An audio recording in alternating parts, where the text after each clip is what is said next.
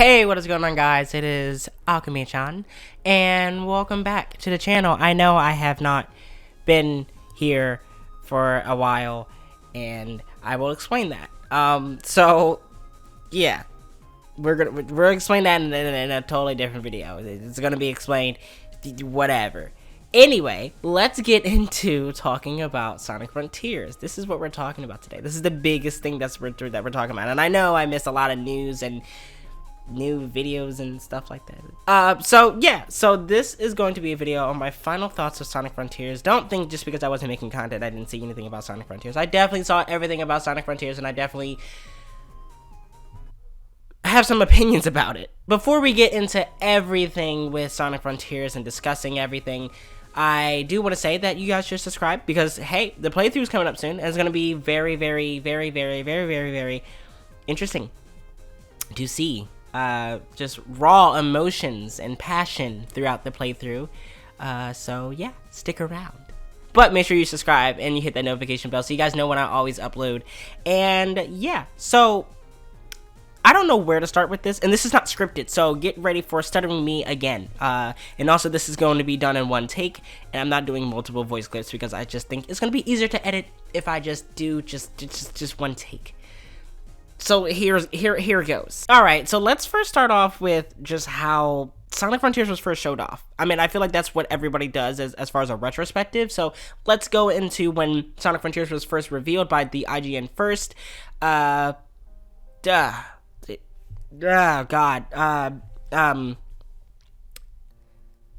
Disaster is what that is called. Disaster. I think that's what that's called. So Sega just basically showed Sonic Frontiers, and this wasn't gameplay shown by IGN. IGN did not play this gameplay.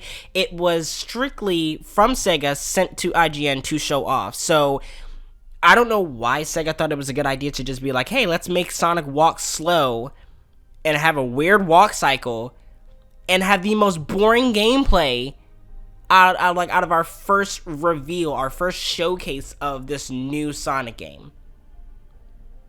Yeah, you dropped the ball on that one, Sega. Then going further, it was just like everyone was just seeing what this game was and kind of making assumptions of what it is, and everyone was talking about the Forces model. It's still the same Forces model. It's not a new model. They're using the same Forces physics, so it's not going to be a good game and blah blah blah. And like me personally, I did not think just because the Forces model was in there or the Forces physics was in there was going to be bad. Forces physics wasn't the best, but it wasn't the worst, if that makes sense. So to see them build upon the Forces physics, maybe I was intrigued. I was very intrigued to see what they were going to do with it, and going forward and see how they were going to build upon the open world or open zone, gameplay with the Forces engine. So that was a little bit more interesting to see, and lo and behold, we saw more footage. IGN showed more of the gameplay, and it was still a little bit rough there, where, we would see pop-ins, and just the combat seemed a little bit janky. I don't know, we didn't see a lot of the combat. There was, like, 2 moves we saw mainly. We saw how the silent works in combat and things like that. So we got a little bit more in-depth with the combat, but it wasn't, like, sellable to us almost. It just, I don't know. And then we saw things of more of, just, I actually don't remember what we saw after that. I'm not gonna lie. I'm not too sure what we saw after that. I'm not gonna lie. And then we get to Gamescom. Gamescom is where we got this story trailer, and it's, yeah, just yeah. But even before that, we got a new trailer for the Nintendo Direct that was happening. I forgot what date it was. Don't judge me. I don't remember Nintendo dates. What are you, some weirdo that remember Nintendo Direct dates? Unless you're like a Twitter account that like holds accountable of like all the Nintendo Direct dates, then I'm sorry that I singled you out. I'm sorry, and I apologize. But yeah, we saw a new trailer for Sonic Frontiers through the Nintendo Direct, and it was basically showing more of the cyberspace levels that we were alluding to, and honestly, from afar, because we didn't see so much of it, it kind of got me hype a little bit. I wasn't fully on board with it, but I was there. I was a little bit more hype. I was a little bit more hype. To make this very short, because I'm already feel like I'm running out of time just talking about this stuff. We got a bunch of gameplay, we got a bunch of information, we got a bunch of story information, we got a bunch of leaks, we got a bunch of gameplay that was recorded on a phone, and then Sega was like, hey, like, you can't record that, and then, like, at certain events, they were like, hey, it's okay to record, but, like, you're only a certain time limit, and a lot has happened over time, and I'm dealing with the consequences of not talking about it, but, you know, I have personal things going on, so you can just shut it, alright? Because I know you're about to type in a comment, oh, where were you? Leave me alone. Now we are here. I'm here. Sorry. I'm gonna stop. Speaking of I'm here, we have the main theme of the song. Then we have the ended theme, Vandalize. Oh my gosh, which is literally... I love the music for this game so far. We have the Kronos Island theme song. We have the main theme of the Starfall Islands. It's just, everything is just, the music, I mean, without a doubt, we knew the music was going to be great.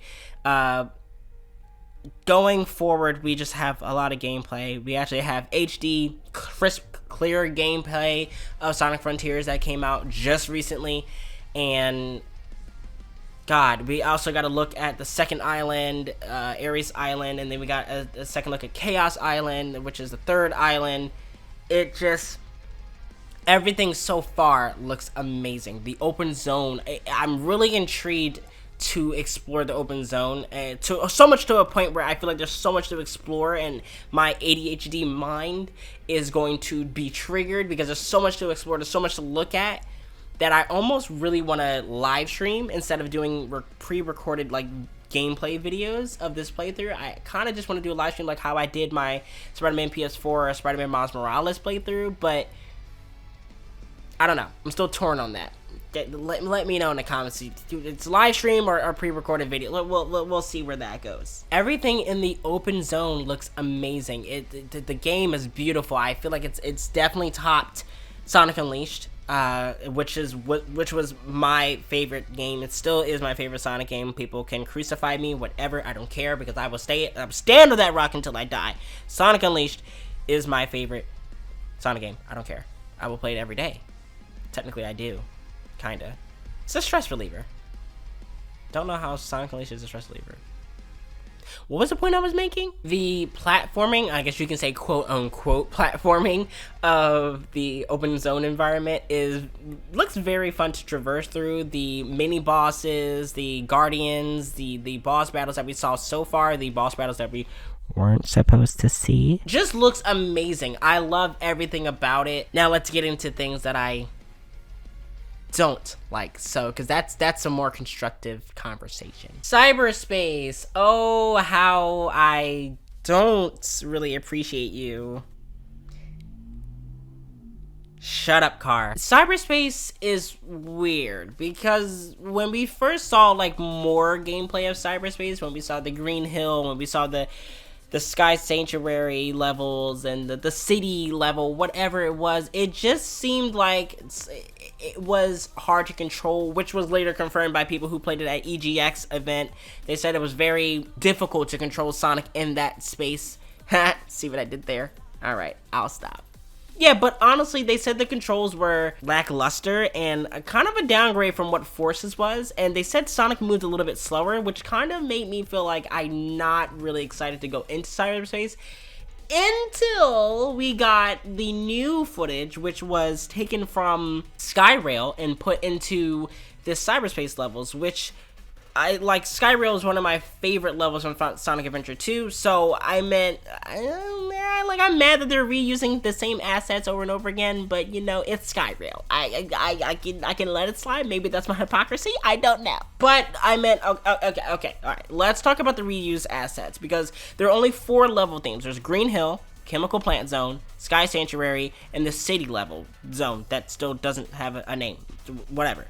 I do understand that this game, in the story-wise, it's taken from Sonic's memories, or maybe all of the characters' memories, and replacing them in, like, Green Hill-esque chemical plant-esque like levels and stuff like that, and I get that, and I get that, but it becomes to a point where I don't really understand why Sega, or sorry, excuse me, not Sega, Sonic Team keeps reusing the assets.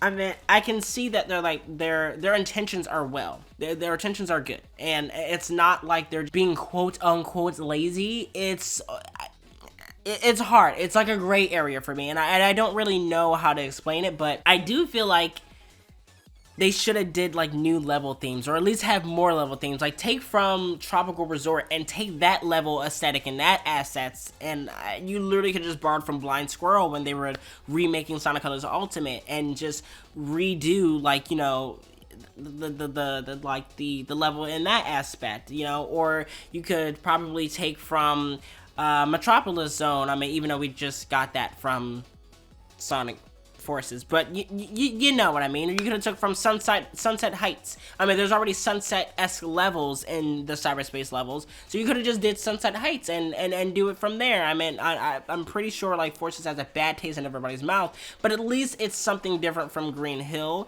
I mean, I would have been great without having Green Hill in there. I actually would have been better if more indefinitely if Chemical Plant wasn't in there. It's just reusing those assets. You could utilize them in a very smart way, but the way that Sonic Team is handling them is not in a smart way. They thought they were clever by saying like, hey, it's the memories of Sonic, it's the memories of whoever it was and whatnot, but it just, I don't know. I really don't know, and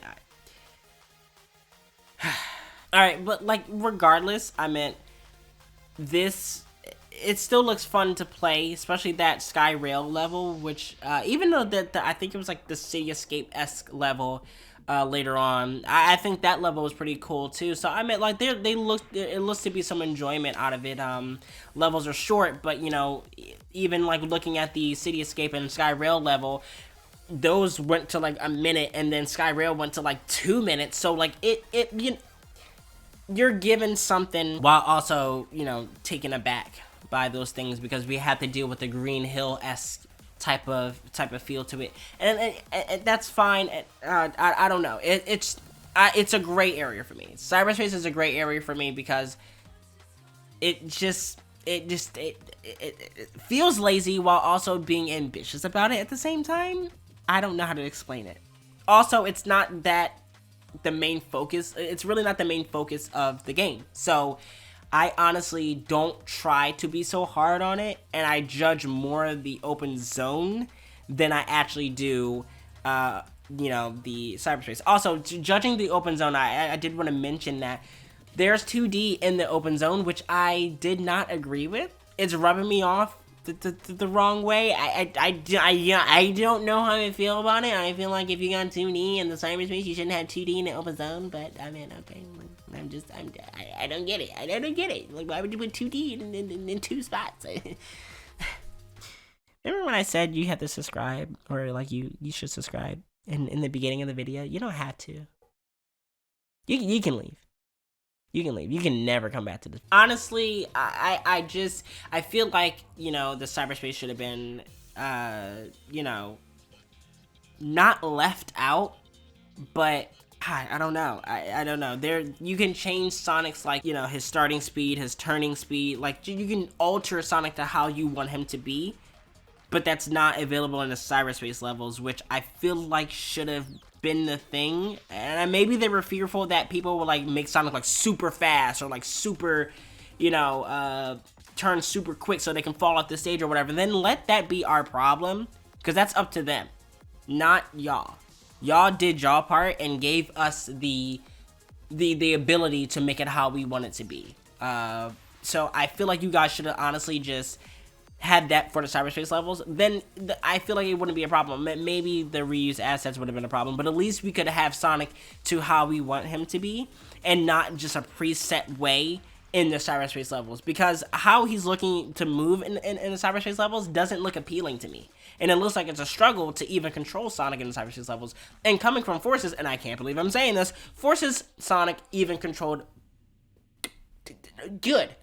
and very well. And I feel like I was in control of Sonic, even though it was really automated and whatnot. And I still felt like I had control of him, and the fixes didn't feel a little bit weird. So going into Frontiers with the cyberspace levels, it feels like I'm gonna have trouble, and that's only because of like the way that they did the physics for the cyberspace levels.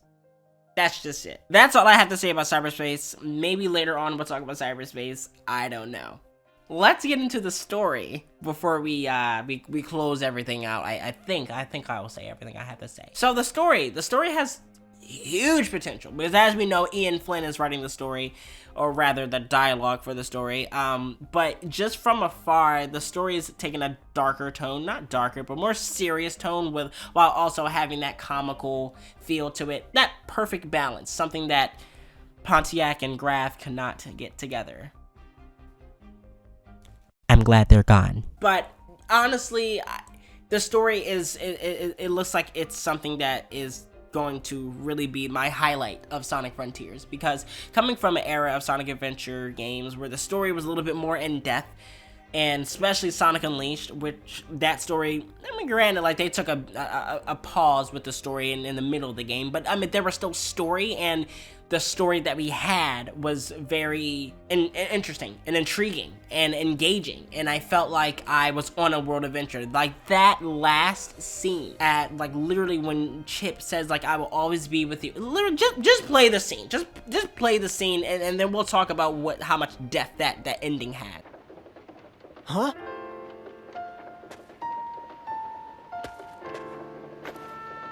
I'll never forget you. I'll be here by you, always. A part of the earth you tread.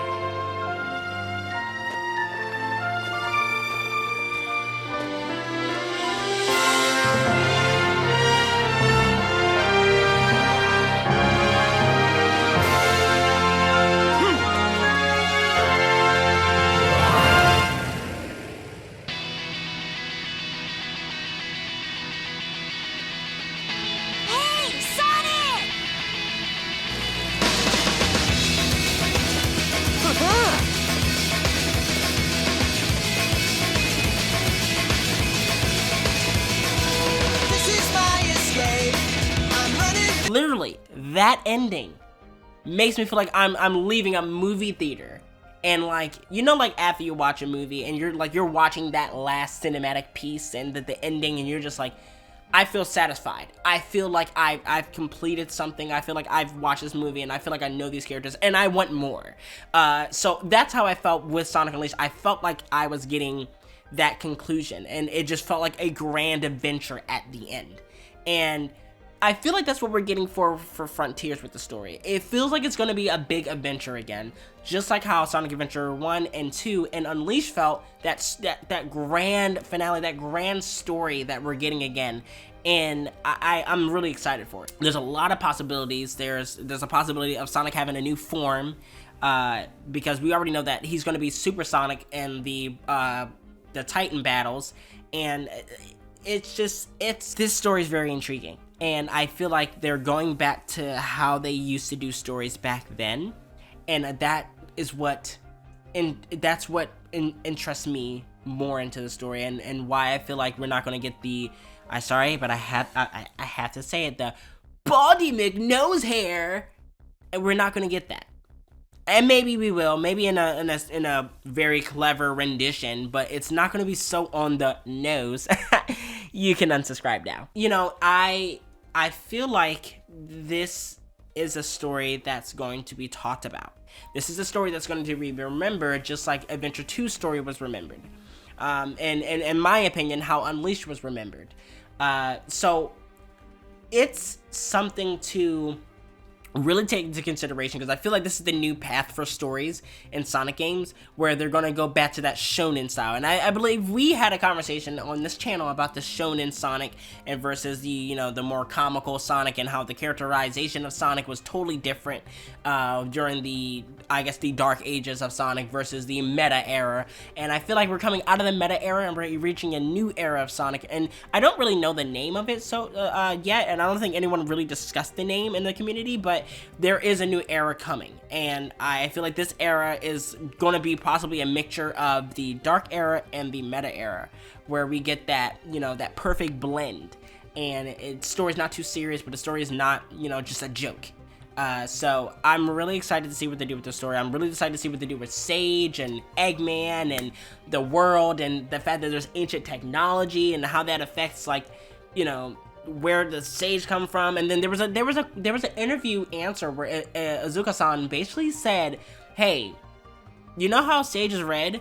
Yeah, she sort of looks familiar, right? Sort of looks like Sonic's like past villains, right?"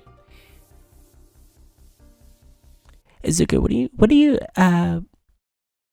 you mean by that, my guy? What do you mean by looks like, you know, other villains of Sonic? Because I'm pretty sure you were talking about Infinite. So like, it's just so many possibilities with the story, and I'm pretty sure like a lot of people don't want any connection to Forces, but I meant Forces happen. We can't deny it. It's canon. We can't like just be like, oh, I don't want to talk about Forces, or like, Forces, like, oh, I'm gonna get a disease from Forces. Like, no, it's not the end of the world. I liked some of the ideas that they had for Forces. They just needed to execute them well, and they couldn't execute it well because of the writers that they had. Also, just some of the ideas that they had for Forces were kind of dumb. But most of the ideas were which was kind of cool to see. You guys remember my Forces playthrough? I was really sad during that time. So story is going to be something I'm really going to be looking forward to. I really cannot wait to dive in and sink my teeth into the story. And yeah, so I don't know. Is that it? I think that's it. I don't think I need to talk about anything else. I guess we're going to talk about shortly and briefly, it's just how Sonic Team has done a complete 180. And not in so much of the fact like this game is going to be detrimental to Sonic Team's like name, and they're going to get credited for this, and they're going to be like at a high praise, because there's still some things that I don't like about it. And I'm not going to say like this game is amazing and a masterpiece, because it's not. But it's going to be different from where we were before and how we were during the Forces time. And I will definitely say the ambition for a Sonic Team is definitely back. And definitely when Izuka-san said that he told like Sega like, hey, we need more time for this. And Sega just basically was like, okay, even though we don't like it, but we're gonna give you more time. That gave them an extra year to get it together. And that just proves when Sega leaves Sonic Team alone, they can do really great things. And I feel like that's what we're on. If Sega just allows Sonic Team to be creative and fun again. There was actually a recent interview with Some Call Me Johnny, and he interviewed Izuka-san, which I literally was so happy for him when he actually interviewed Izuka-san. I've been watching Some Call Me Johnny for the longest, and I actually met him, and it's amazing. So to see him actually talk to Izuka-san, it was really nice to see. But he asked him a question, was like, you know, what was the most fun you had developing the game? And Izuka-san answered saying Adventure 2. That was the most fun he had, because it felt like passion, it felt like fun. And you can see it throughout the game with Adventure 2, just how much fun they had with making that game. And I'm pretty sure like Sega just left them alone. Sega, the whole company itself, because Sonic Team is just nothing but a division of Sega. Sega owns Sonic Team, obviously, but Sega is like having a corporate boss, and you are just like not like a low rank employee, but you are you are in the company, but you're not like the higher ranks. And having that boss constantly look over you and telling you what to do, and not really letting you be on your own and learn experiences and learn how to work in that field by yourself, sometimes it is better to just let people, you know, move how they want to move. Not saying like obviously break the rules or whatever, but like, you know, work to your own benefit. And if it works, it works. And if it's along the lines of protocol, but you just do it slightly different, that's how you should do it. And if it works, it works. And the corporate should not oversee. Basically what I'm saying is that corporate should not try to control what the creatives do.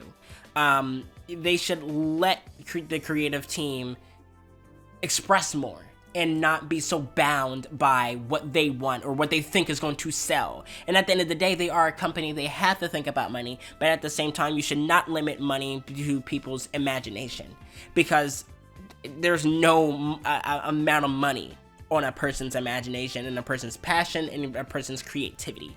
You cannot put a price tag on that. So if Sega just stops doing that, I think Sonic Team can really make something great with this new era of Sonic. And this is just the first rendition of this new form going into a new era of Sonic. This is just the first rendition. Imagine what Frontiers 2 is going to look like. Imagine what the game after Frontiers is going to look like.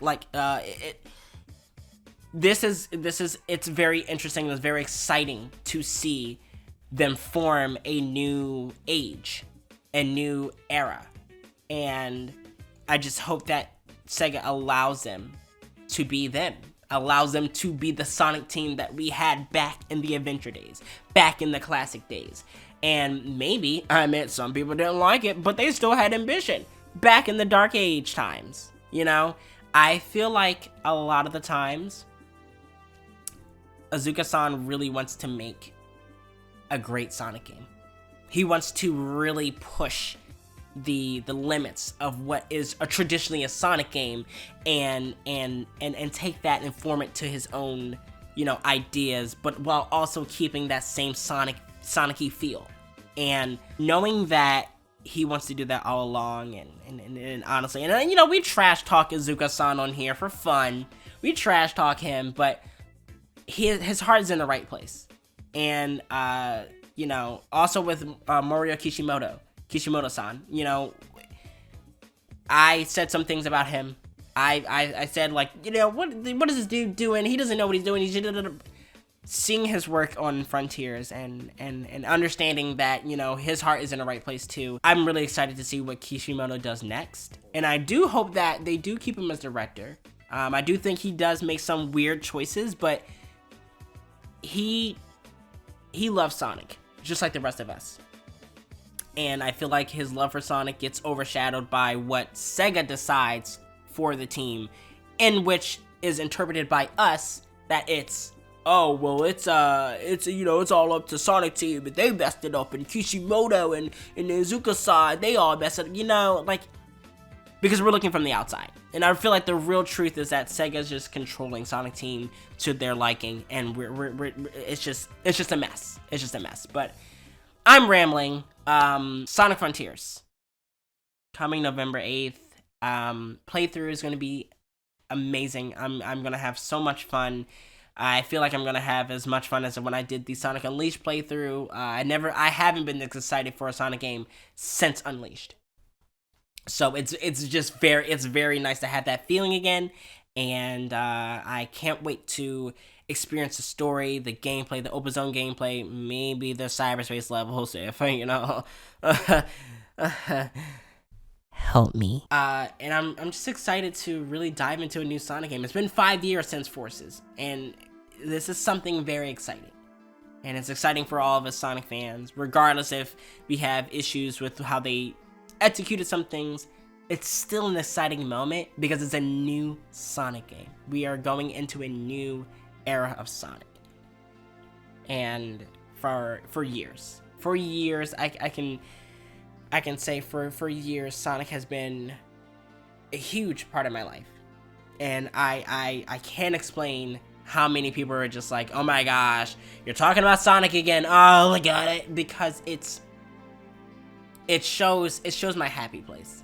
Sonic is a safe haven from a lot of other things, and I'm pretty sure a lot of people feel the other way, the same way too in the Sonic community. It's a reminder of that some things can just be enjoyed, some things can just take you away from reality or things that you're going through. You know, I'm not gonna get into detail of like certain things, but you know, a lot of things that a lot of people go through.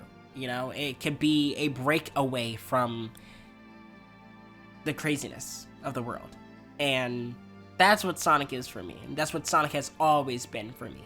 I know when I was younger, it was a break from me failing in school, or like failing that test. It was a stressful day in school. That's what Sonic is for me. And I just really appreciate everything that Sonic Team and Sega, for the lack thereof, has done for us, and just pray that they continue to elevate and grow. And yeah, that's that. That's that. So anyway, guys, I'm very excited. That clap probably damaged my mic. I'm really excited for this. I know you guys are definitely excited for this. It's going to be amazing. It's going to be amazing. We're gonna have a great time. I'm more excited to see how the people I watch talk about Sonic, like Primitive Remy and Sam Procrastinates and all of them. Are really interesting to see like what their take is going to be, more so than like my own take, because I always want to see their opinions. But I also do form my own opinion, but I also want to see their opinions. So I'm just really excited for that. So I'm really excited to see how people take this game and their interpretations of the game and their opinions. But yeah, so, you know, hey, we'll see how we fare in that department. Later on in November 8th, I will try to get these videos out as fast as I can. You know that YouTube is not my only thing that I do. I also have an outside life, and it kind of gets hard to make content. So I'll try my best to get this stuff out. So yeah. But anyway, guys, let me know what you guys think about Sonic Frontiers. What is your final thoughts? And yeah. Until then, until November 8th, because I have other things to do. Until November 8th, I will say thank you guys for watching. And I'll see you guys next time. Peace.